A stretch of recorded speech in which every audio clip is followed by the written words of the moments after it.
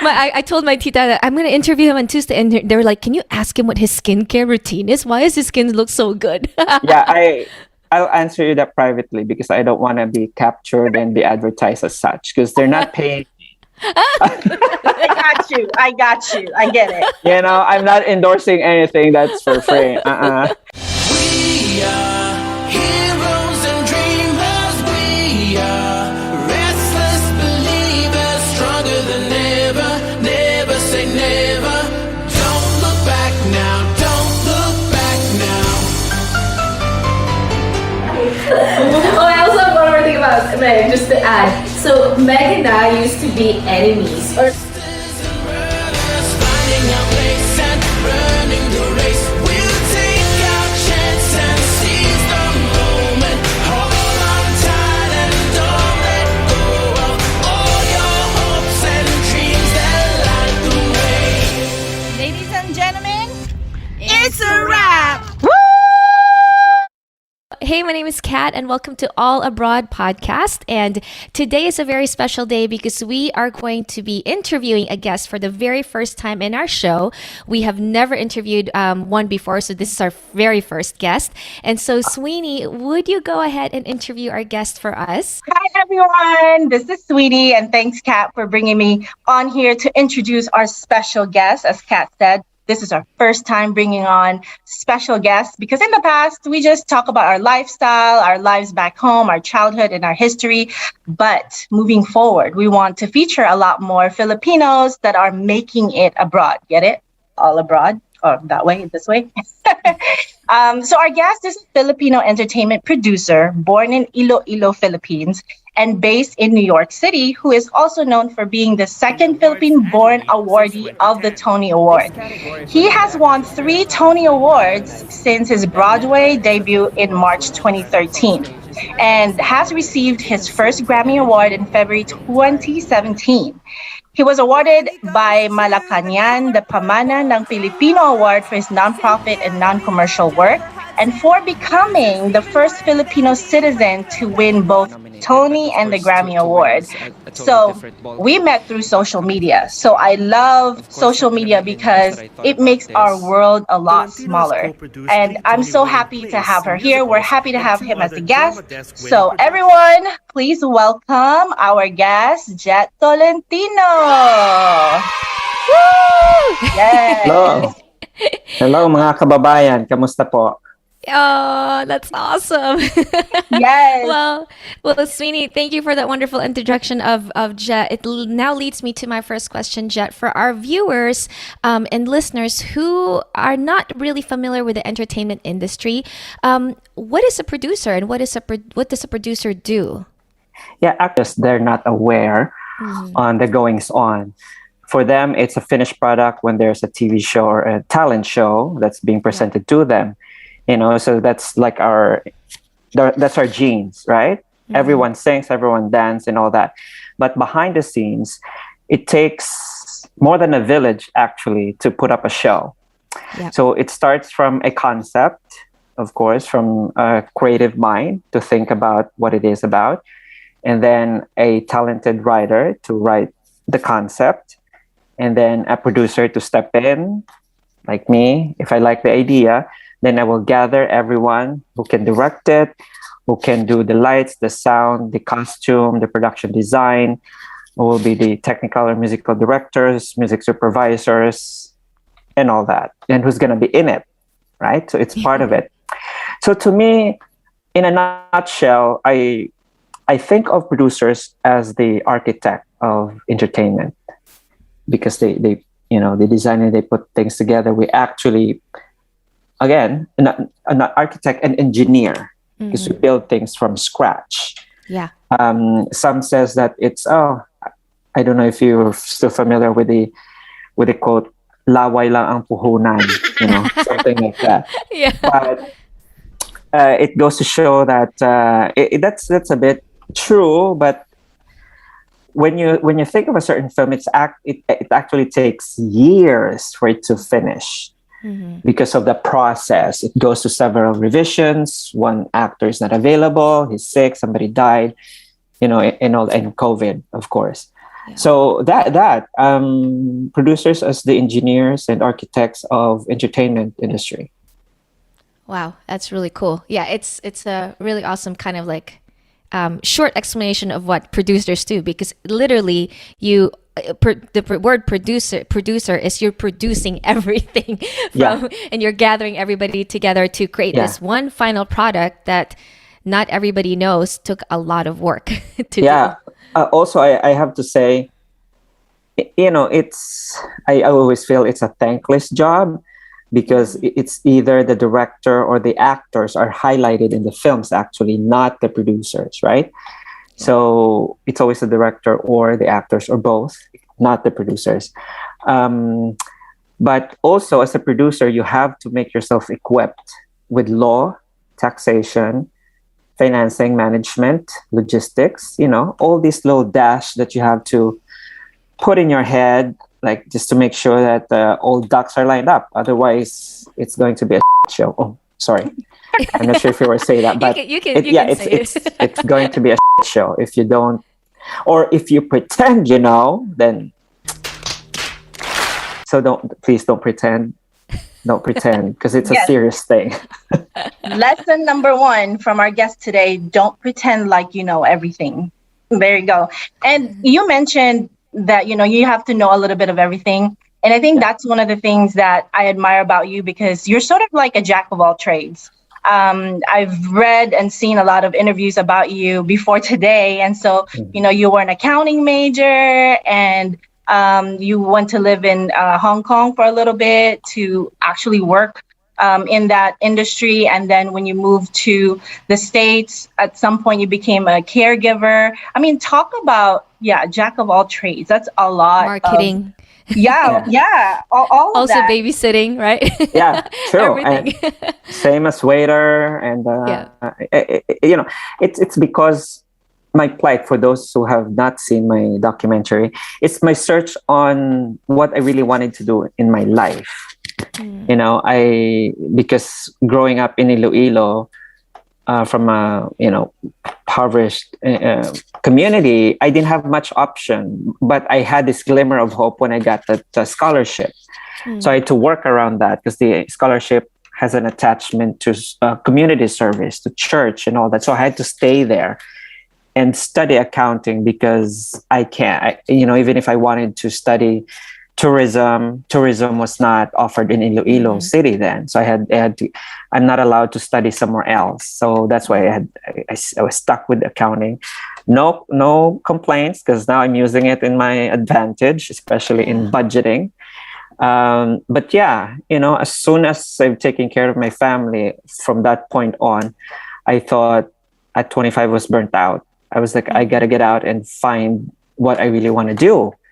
So yes, I worked in Hong Kong for a Japanese firm and an American firm. I moonlighted in 2 companies. And then I used that connection to go to the United States. And here, oh my God, United States is, you can be whatever you want to be, right? Again, but all these experiences just enriched me for me to reach at this point in my life. So no regrets overall.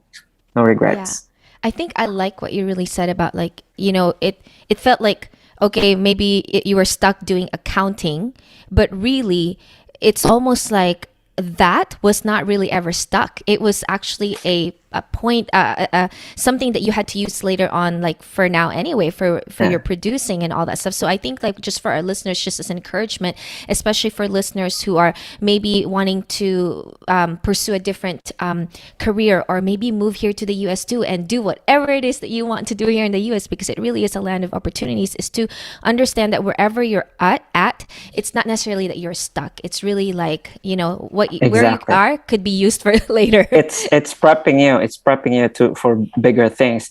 And the only thing that I have to say about switching careers, you gotta have to be careful about that, because granting, you tried engineering first semester, and then you jumped into medicine the next, and then you didn't like, and then the next you try physical therapy, or the next you try medical technology.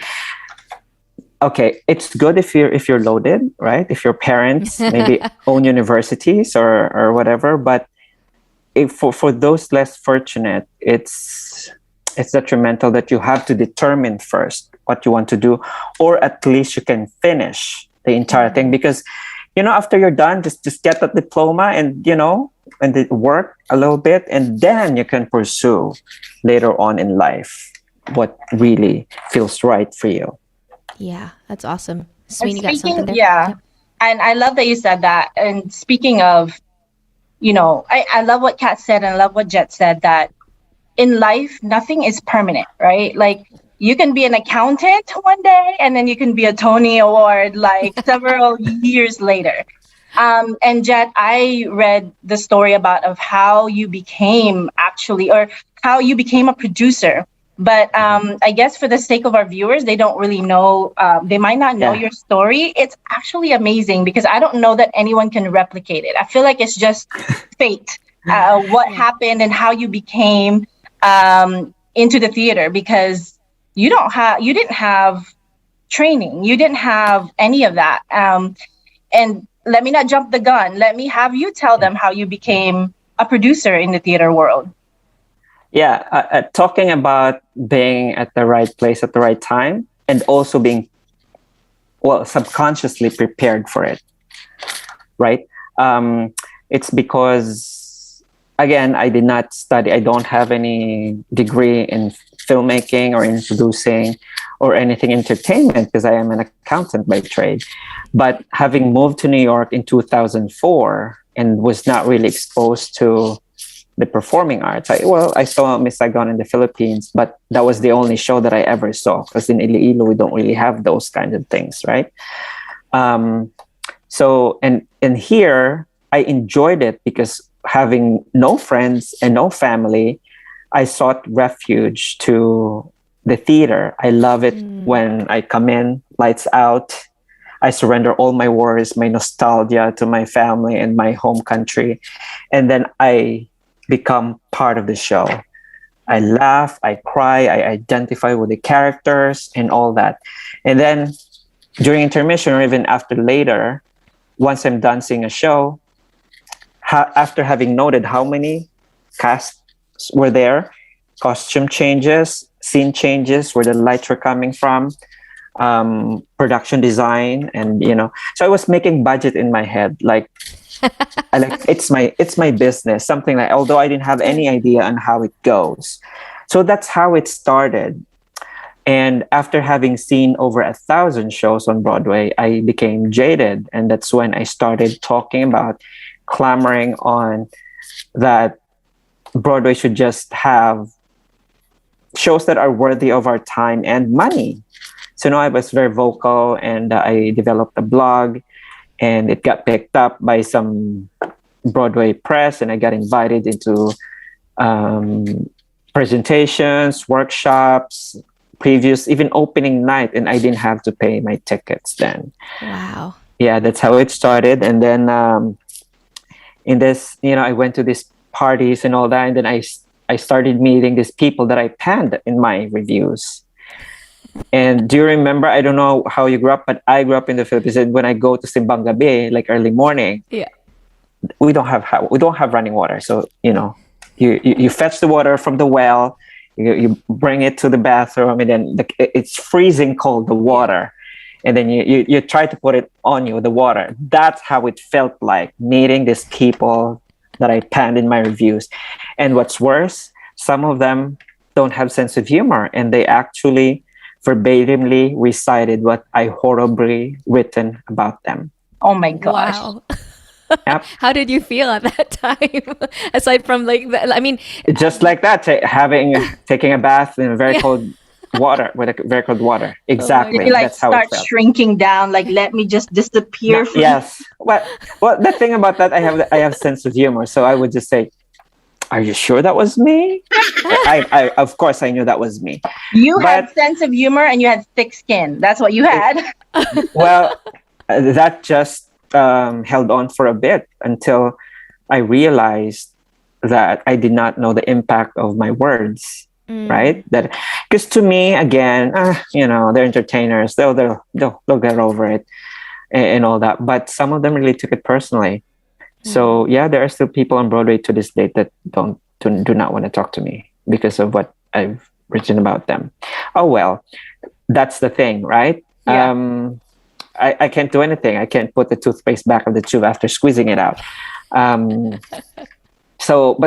I held back, and then I just became a spectator. And then every show that would open, my followers on my blog, they were like, "Jhett, this show just opened. Where's your review? Are we supposed to see it?" And I was like, "Just pick up the phone. I don't put anything in writing anymore."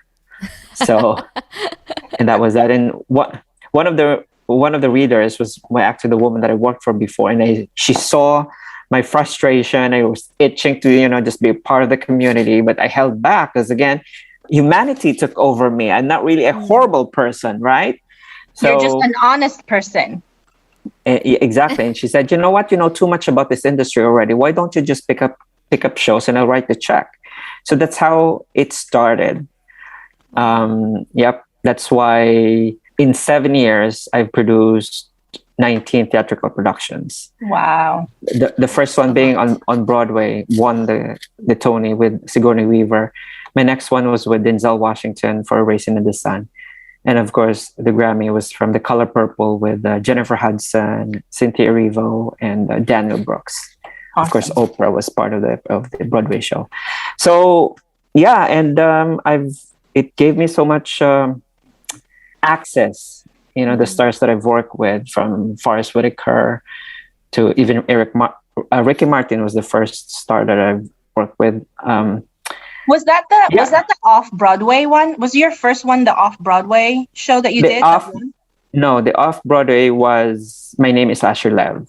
That, I'm talking about Broadway show, the first Broadway show that I debuted. Well, they can debut once, but it's Vanya and Sonia in Masha and Spike with Sigourney Weaver in March 2013.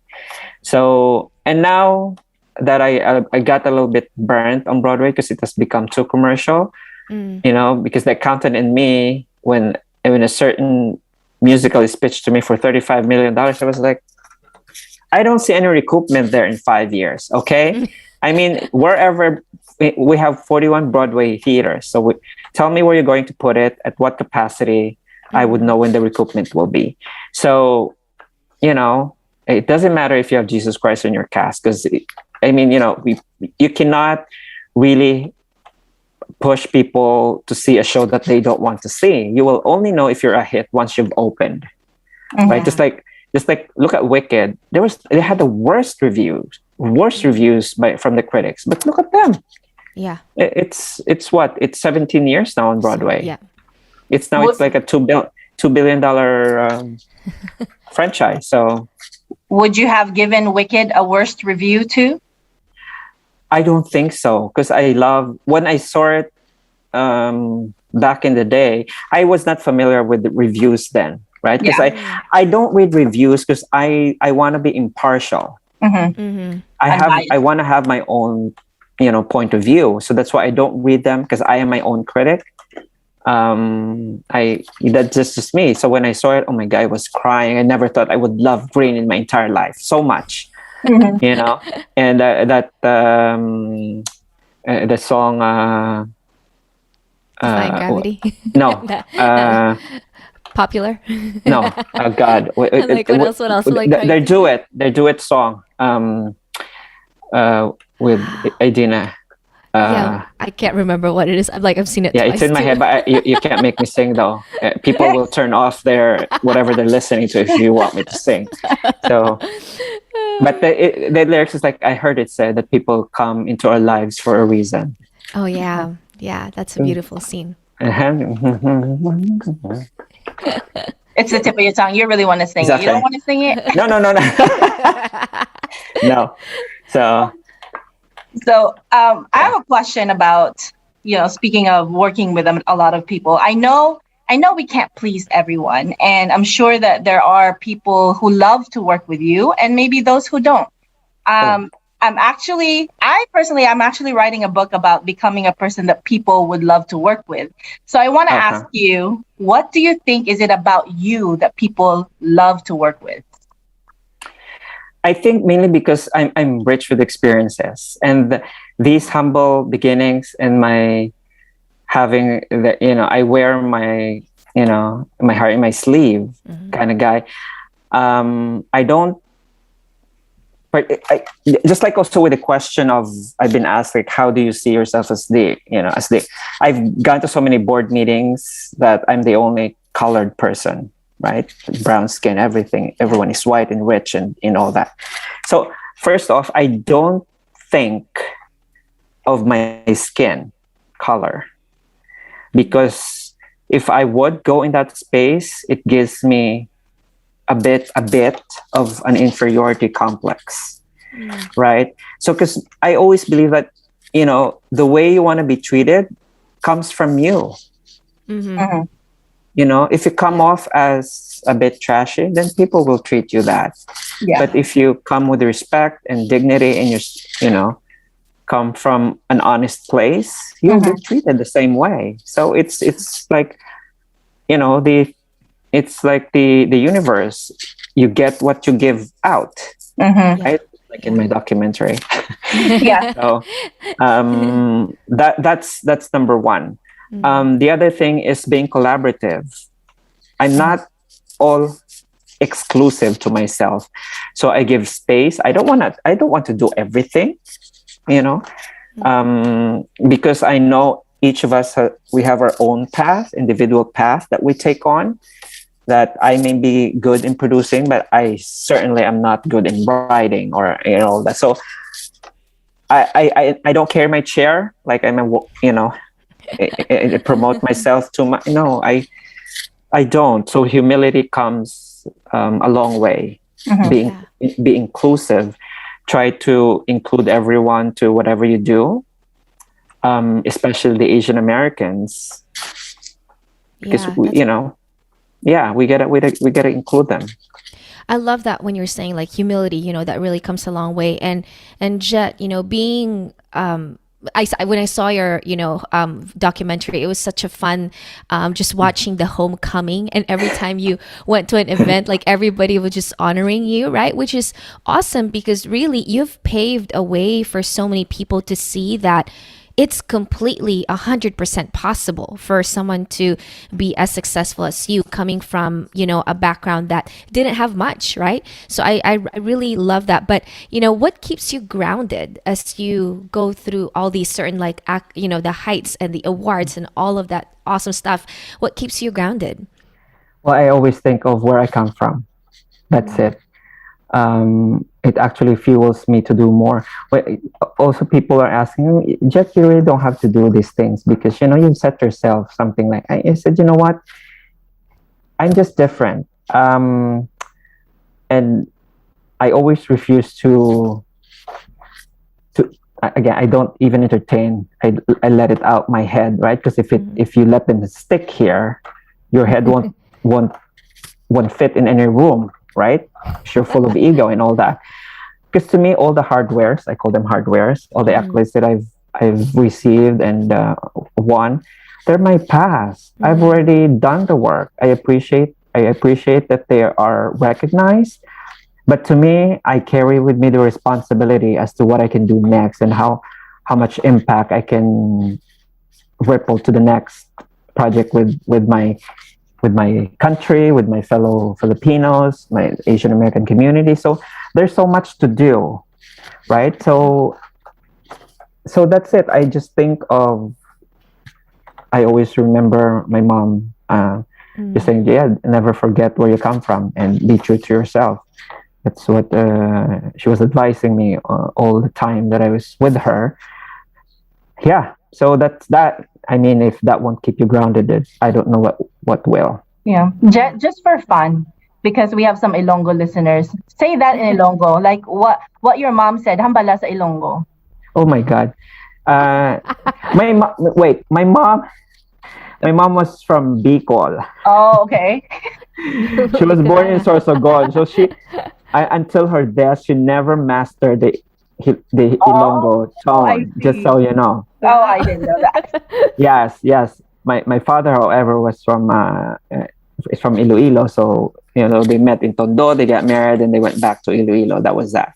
Yeah. So, but my mom had a Tagalog accent all throughout. So she would Yeah. just tell me, or I will convert, in Impersonate your Ilonggo. mama. Exactly. Just say, well, she called me Ato. Everyone in the family called me Ato. I hated that name, but now it's actually kind of precious.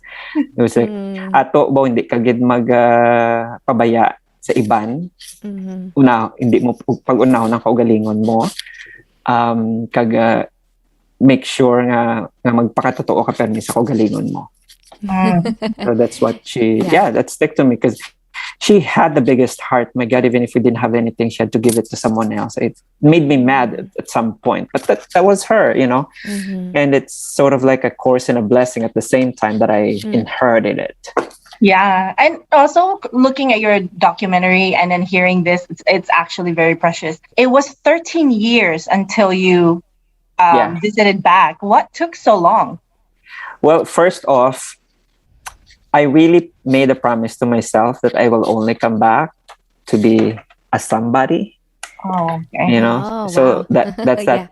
So that's why even my mom in 2008, when she had, which she was diagnosed with terminal cancer. Yeah.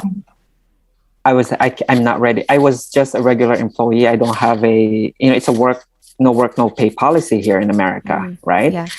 And I said, I would prioritize the money that I'm gonna spend for the fair, and because the doctor we had the operation that thinking that I can have her here, but when she was opened up, everything was green, and the doctor just said, "I'm so sorry, she can't go anywhere. She has she has 30 days to live," and I was like, "Oh my God!" So I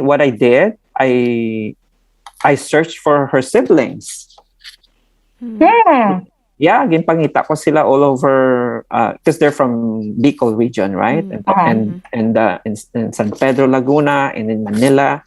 Yeah, so I gathered 5 of her siblings, and it's in my documentary. So I paid for everybody to fly to Iloilo. So they had about 2 weeks with my mom. So every day they took turns to take care of her.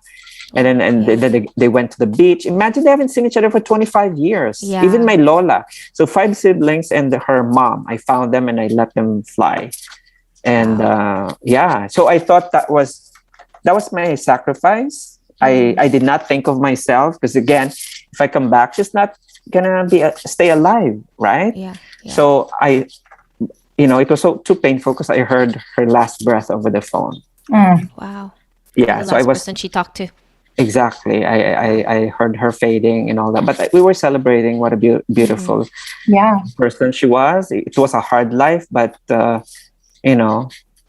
legacy lives on in me, right? Yes. So exactly. So so that was economics 1 and 2. I did not think of myself because I wasn't ready yet. I made that promise to myself that the career that I gave up in the Philippines, when I come back, it had to be bigger than what I left it to be. So, that's really powerful because it means you knew you were going to be somebody. You knew you were going to be something for you to make that promise. Yeah. I actually did not believe it. I mean, even when you look at, I think there was some clip on YouTube, somebody posted it that when we were announced for the Vanya and Sonia and Masha and Spike, I was running towards the Radio City Music Hall backwards and waving to know. And all throughout the stage, I was fidgeting and I was pinching myself because I kept thinking, oh my God, the last Filipino that was on stage was 22 years ago. Wow. Leah Salongga, when she won in 91 and 2013. I mean, what took us so long, right? Yeah. But that's the thing. We can't be all on stage. There are so many things that we can do in the entertainment industry, in the backstage and stage management, design, makeup, producing, writing. There's so much. So it's not just what you see on stage. Yeah, and speaking of Filipinos winning awards in the entertainment industry, I saw one of the interviews or one of the videos of you on YouTube. You were talking about the work you're doing right now to put Filipinos on the map. So talk to us about like what are some of the projects you're doing around Yeah. that theme? Because our podcast, that's what we hope to do too, to bring more light into the culture of the Filipinos. I Yeah. mean, specifically for us, we're from Bacolod. We were born Yeah. and raised in Bacolod. I moved here when I was 17. And Kat, how old were you when you moved here? 21 when I moved here. So Yeah. as soon as I graduated college. Yeah. Yeah, and Kat is actually in the arts entertainment world. She dances, she sings, she's very talented. I'm in the marketing world, and the three other podcasters we have, one is a nurse, and the other one is also marketing. So we just want to share that we can make it abroad, So I want to know any more field. about in any field. Yeah. Yes. So I want to know more about like what are you doing with the Filipino community to put it on the map? Yeah. Well, since I'm in entertainment, again, as I mentioned earlier, I sort of veered out a bit from Broadway because it has done commercial. I'm only going to come back if it's my show, which I'm developing 3 Broadway shows for now that will be like under me. So that's, because of the situation, it's still in development. So I'm doing films momentarily. The first try that I did was with Crazy Rich Asians. Yeah. Wow. I represented Chris Aquino in that. On so that one. Oh, wow. It did. yeah, that's why she posted, and there was a pep interview. She said, "Thank you, Jhett Tolentino, for opening the Hollywood doors for me." Wow. So that was the first. It was the first try. I know her role is very small. It did not matter because to me, the role was the most respected and most feared of. Yeah. Yeah, you saw it, right? Yeah. Yes. I mean, It's come like, on don't now. talk to me. Don't Exactly. speak to me. That was Exactly. kind of natural for her, to be honest. Yeah, it was great casting. Exactly. So, and of course, Lingua Franca was my second film that I dabbled. So that highlighted Isabel Sandoval, was raised, born, and educated in Cebu, graduated summa cum laude from University of San Carlos, Cebu City, right? Amazing. And there are a lot of Pinoy talents in there. Also off camera, we also had what's her name, Ivory Aquino, who's also in Hollywood, but she's there. And now I'm doing a lot of projects for our Filipino artists. It seems like I kept for some number of years, I've been wondering why I was brought here, why I have all this connection, why theater, why the entertainment industry, and now it is becoming clear to me, and I've accepted sort of the challenge to be the conduit for the Filipino artists to cross over to the mainstream. I know it sounds cheesy, but No, I'm having goosebumps. Does it sound cheesy? Yeah. no, cheesy because for me. I've heard a lot of people who've been saying the same thing, but to me, I take it to heart that I walk my talk, right? I'm just not all talk. So just like that, I had Crazy Rich Asian, I had Lingua Franca, and now I'm doing Asian Persuasion. So I'm actually petitioning Tony Gonzaga to be our lead here with Dante Vasco, Kevin Kreider from Bling Empire on Netflix. Wow.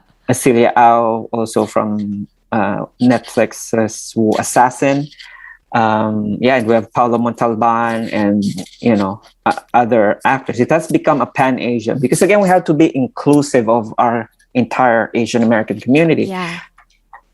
Because if I just make a Filipino film for the Filipino, that's not my style. I'm a commercial producer and I want to make sure that my investors get their money back and and get something. Because again, with Broadway, with Matilda, I've doubled my investors' money. With Kinky Boots, almost quadrupled their money. Yeah. So I like that. But those are Caucasian people. That's why, I've been going around the world trying to identify whose Filipinos are savvy enough. They have some change in the bank, just earning 1% annually. I was just gonna ask, something how like do you that. find your investors, Jhett? I'm curious about that.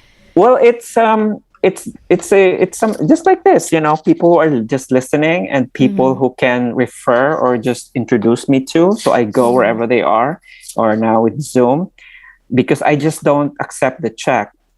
Anybody can do that. I mean, for some investors, to me, I explain the A to Z of the business first, because I don't want anyone to, coming to me and asking, where's my money?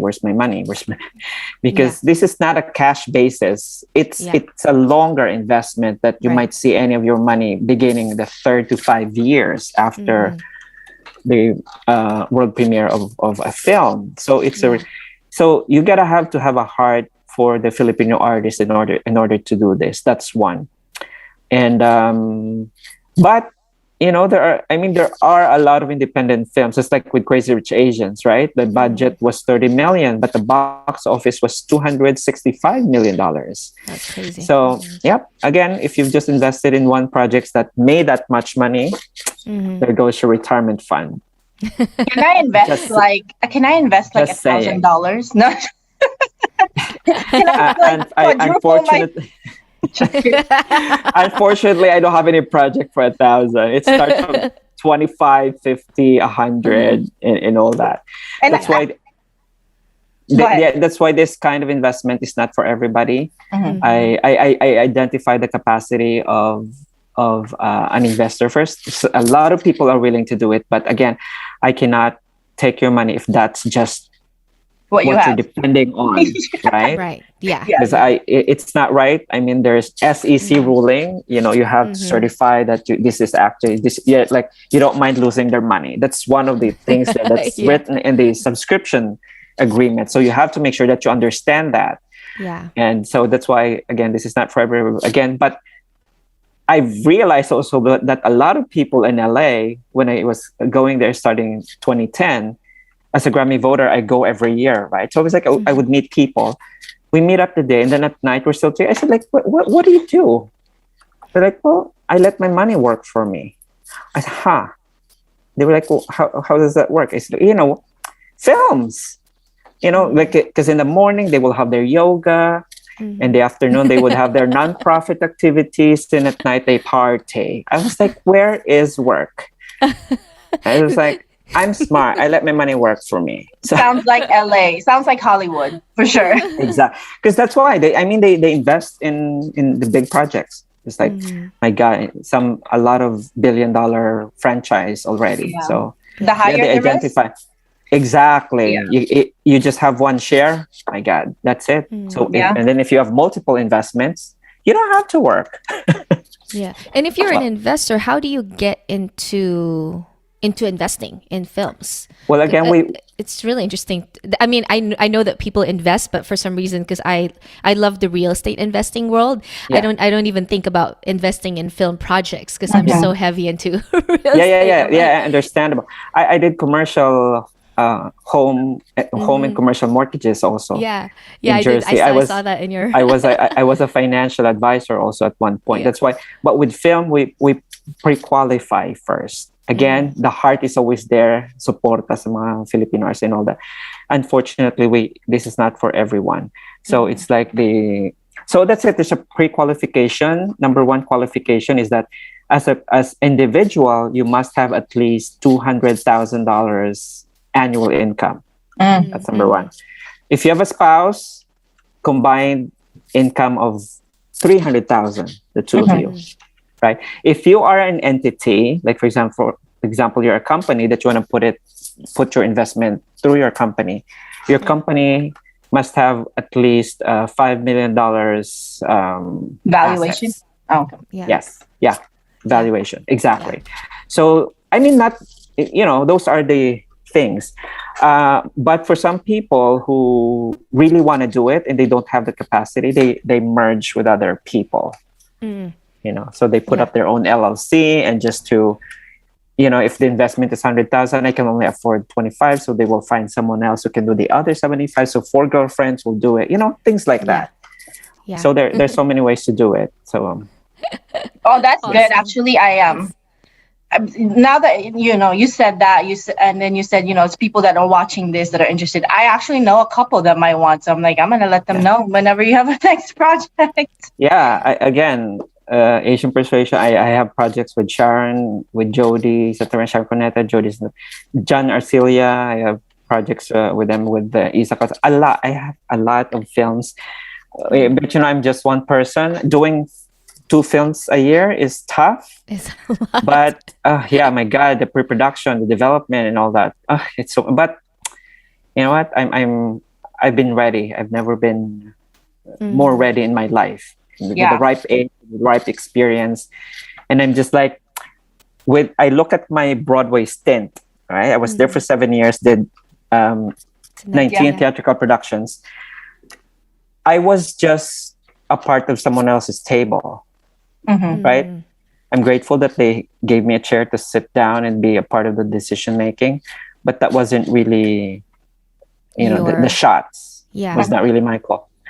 So I think, and with the racial awakening that's been happening against our community, it empowered me to rise up and build my own bigger table, and I'm the one inviting who's gonna be in my table. I love. So that's what I've been doing. That's amazing. What do you? Sorry, Swin. I just want to kind of ask this question. With all the craziness that's happening, what do you do on your days off? Do you even have a day off? I don't have a day off. My phone is 24/7. I operate in 4 time zones, honey. So yeah, just like this morning, I was like up very early in the morning because a network in the Philippines had to adjust the time because it's nighttime there already. Yeah. I was like, oh my God, I have to get up at 8 o'clock. That's the thing, Wow. And so usually my mornings are for Europeans actually because it's the afternoon. My late morning and mid afternoon are for New Yorkers. My afternoon are for the West Coast. My evenings are usually for the Philippines because it's daytime there. Wow, So, yeah, that is nuts. Yeah, Well, I'll thank you I'll for sleep being with when us. I'm dead. But you do not look haggard. You do not. I don't know if you have a filter on right now, but you look good. And No, I don't have a. actually, Kat's tita's question Oh, for yeah. you is, what is your My- skincare? I told my tita that I'm going to interview him on Tuesday, and they were like, "Can you ask him what his skincare routine is? Why does his skin look so good?" Yeah, I'll answer you that privately because I don't want to be captured and be advertised as such because they're not paying. I got you. I get it. I'm not endorsing anything that's for free. Boy Abunda is my manager, so he'll be the one to just no Is he endorsement. really? Yeah. I love that. So Shout out to boy. No. yeah. Well, the other thing that since I've built this bigger table for our community, I'm also prioritizing the Filipino/Asian money. Because we cannot clamor representation and assert our stint that we belong here unless we bring our own equity. Yeah. Okay? We have to bring our own equity because, again, we can't bitch about what's happening to us and then let them pay for it. Fund it. No. Yeah. No. Yeah. Yeah. Asians have money. Oh yeah, and I love that. People like you, and there's a lot more people out there. It's like Filipinos are trending right now. Like anything Filipinos are doing is like getting a spotlight. So it's like the best time. Like our lolo's lolo would never believe that Americans Exactly. are looking up to Filipinos too nowadays. That's actually what I always think about, those who never had a chance to showcase our talent and our abilities. Yeah. Oh my God, I'm so ready for this. Yeah. So since we have you here, Jhett, we're gonna take advantage of this and want to get advice from you actually. So Sure. Kat and I were we're the same batch in St. Scholastica's Academy, Bacolod City. A lot of a lot of our supporters and listeners are our batchmates, and our year 2025 is the year that we go back to our alma mater and produce a show. A lot of us are from around the world, so we're talking about flying in 2 weeks before and producing like a show that will raise money for our school. So since we have you here, like a master producer, I'm like, I'm going to take advantage of this, Yeah. and they're gonna hear this, like. We will have, and actually because of your documentary, we got inspired. We want to hire some videographers to follow us. I don't know. We just wish it's what 4 years from now, so we can do it. Yeah, exactly. Oh yeah. Yeah. And so, but talk about like we have people from New Zealand, we have people from everywhere, all gonna fly in. I think we're gonna have 2 weeks to produce it. What is your advice for us? Well, first of all, make sure that you communicate well the intention of the show / if you're doing a documentary, right? You can tell them to watch my documentary first as a reference, right? Because it lives on digitally, right? Because whatever you do over there, you can never repeat it. By the time by the time you know it, you're already wearing diapers and walkers, and and that was it. Exactly. You know, so you got to do it.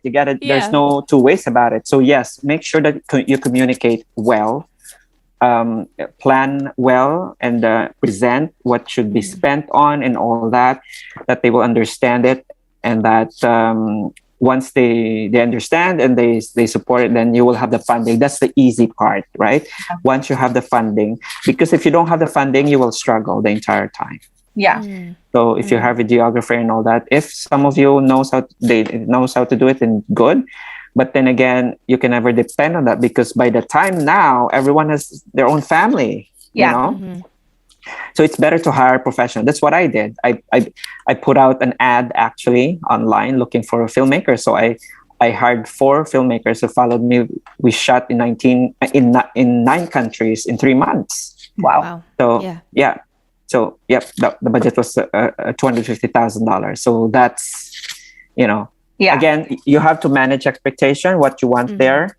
In terms of production, I don't know what kind of show you have in mind, but I think I'm always fond of the show Mamma Mia, because again, it's right with the age, and everyone can jive with it, you know, and it's memorable. It's heartfelt. So my aunt would love this right now, listening to it, because she loves Mamma Mia. When we did karaoke, she's like, just put something from ABBA, Mama, and everything. Mamma Mia is really funny. Exactly. So the theme for our show is actually still being worked on, because I feel like every batch before us have done the Spice Girls, the Backstreet Boys, the reenactment of Sister Act. So my initial thought right now is we're gonna do Global Pinoy Pride, where we reenact Pinoy people from around the world, whether that's like the Pussycat Dolls or Manny Pacquiao has a little stint in there. Like that's my thought right now, but that's still 4 years from now. So we'll see. Yeah, you can give those to non-performers. Those who can sing and dance. They can just be doing that. They miss you and in the boxing and all that, because they have to do anything. You can. I love things like this, the reunion stuff. I just before the pandemic, I just had my 25th reunion with my high school. Wow. So we had a weekend, and we had the university gave us practically the whole university to do whatever we wanted. So we had the mass in there. It started with the mass, and we had a parade. We had the parade in the city itself, and so we went out. It's all out. Exactly, because again, you can only do it once. You know? And with what happened with COVID, we really have to celebrate life and be grateful that we're still here. It's definitely one of the things I'm willing to spend money on, is a nice crew that will document everything, because we only celebrate this once, like you said, and maybe this is the only one time we all fly in from everywhere to do this, and we're actually together. And you're familiar with Saint Scholastica's Academy. It's ran by nuns, so we're gonna be like doing these performances in front of nuns. Just bring Magic Mike show there. That's all. Oh yeah. They'll get over it. They're gonna be like, oh. I know, this is what Americanized look like. Listen, But before we let you go, Jhett, we're gonna play a little game with you. Sure. It's going to be like since your manager is Boy Abunda, I got this idea from him. Fast talk. Oh, okay. I love it. Sweet. Okay, so just blurt out the thing that comes to the answer that you want to answer right away. So, would you rather live a week in the past or in the future? Future. Adobo or sinigang? Sinigang. Boxer or briefs? Boxer briefs. Boxer briefs? Well, yeah. Yeah. I'll take it. Lion King or Aladdin? Lion King. Morning person or night owl? Night Owl. Coffee or tea? Tea. Singing or dancing? Dancing. Would you rather be stuck in a romantic comedy with your enemies or in a horror film with your friends? Horror film with friends. Chocolate or vanilla? Chocolate. Banana Q or kamote Q? Oh, that's tough. I love both. Yeah, All right, so because good. it's soft, I'll go with banana Q. But And I kamote want- Q is more healthy. Is healthier. Healthier. One last question for you is, what is the one Filipino food you cannot live without? Oh, I would have to say halo-halo. Hey, we can't say no to halo halo. I have a sweet tooth. So even when I was, doing the documentary with my team, we went to 8 Asian countries. And I was like, okay, we're in the hunt for the halo-halo. In Kind every of thing. single place. Exactly. So they had different variations, like in Indonesia, in Malaysia. So I had all those. They're Yeah. practical halo, but they have, we're still the best, of course. Fully, With the leche flan and the ube ice fully cream. loaded halo halo, right? Oh yeah, with pinipig and Yeah, all that. everything. Yep, everything. Just put it in there. Well, we want to thank you so much for your time, for playing this game with us, for sharing your insights with us. And Yep. there is really a lot of content out there for people to get to know deeply about your story. They can watch your documentary and everything. And so please tell our listeners how to look out for, what you're doing next or where to find you online. Yeah. So you can, first of all, if you want free stuff, I understand the Pinoy language, you can go to Netflix and look for Lingua Franca. All right. So Lingua Franca it's a drama film. It's 94 minutes. That won in 10 countries, including Russia and in France. And we won Bentonville, the film festival of Gina Davis. We won the best film there Wow. last That's year. amazing. Yeah, so it's a rare find. And feel free to bounce back whatever you think of the film. I'm on Instagram. I'm no longer on Facebook for over a year now. Instagram, just message me on Instagram. I read them all. So that's Lingua Franca. It's free. My documentary, 39 minutes, at tbaplay.com. tbaplay.com. This is the distributor that did General Luna, Goyo, and all that. So they charge $3.99. Oh my God, please lang. Don't tell me na you'll go bankrupt when you pay the $3.99, ha? Ano ba Oh yan? my God. Yeah. Let's Just try pay it. let's try not to cheapen our Filipino artists I know, naman, exactly. diba? Wag na tayo humingi ng discount or $3.99 na nga lang, diba? I know, right? So it's there, TBA Play. Just put "Life is What You Make It" or my name, Jhett Tolentino. It will pop up. Once you pay the $3.99 and you start viewing it, you have 24 hours to watch it. And kung gusto mo makatipid or gusto mong kumita, you can host a party actually, Viewing party. Yeah, and then charge $5 per seat. There you know? go. You have Now you have 50 your people. investor money. This is the Exactly. producer's thing. Yeah, you have 10 people and that's $50 and you're only paying $3.99. Come on now. Negosyante. Yeah, that would pay for the food that you will give them. Correct. Yeah. And then this coming April, I'll be shooting Asian Persuasion with Dante Basco, Tony Gonzaga.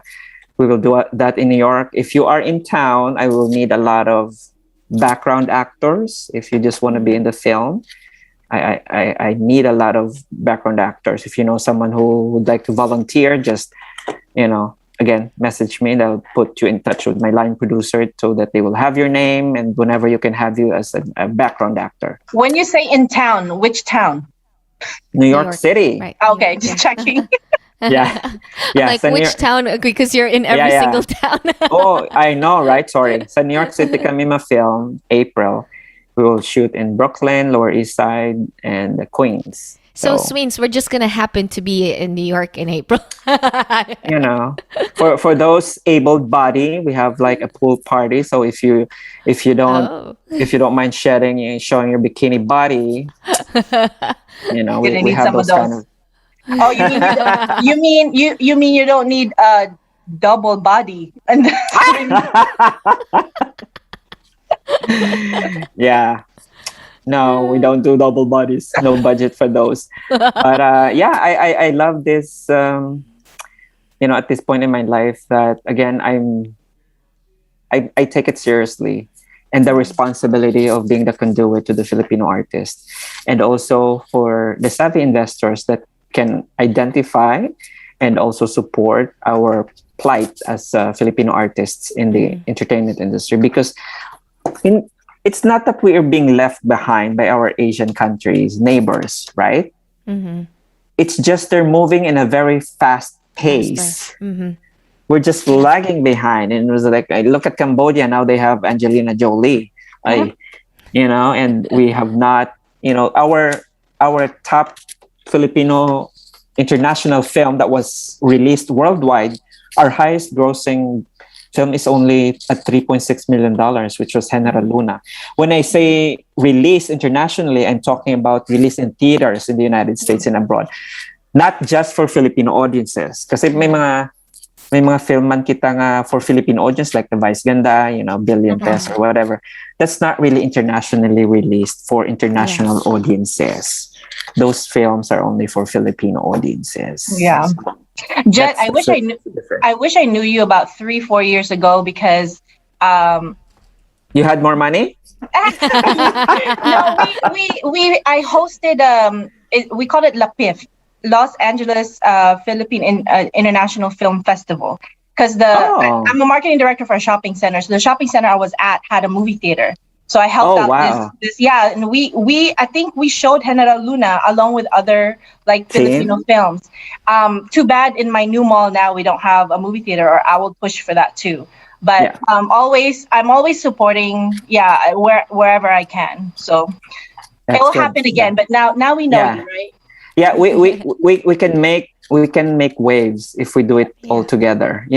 We just have to function in our own very paths. That if we motion towards one goal, we can achieve it. Totally. Yeah. Thank you. Jhett. This has been so awesome. Thank you. We Thank you for appreciate your spending time time with us. Because I know you're busy. So thank you guys for listening and tuning in here at All Abroad Podcast. We strive to bring you guys guests that we can interview and you can be proud of, to be Filipino and you can support, because that's what we have to do to grow our community. We have a big community, and sometimes it feels small, but we can make it bigger when we work together, right? Exactly. So thank you. Thank you for taking the time to be with us here today, and we will let you know as soon as we have it up. And we plan to have it up in the month of October, since it's Filipino American History Month.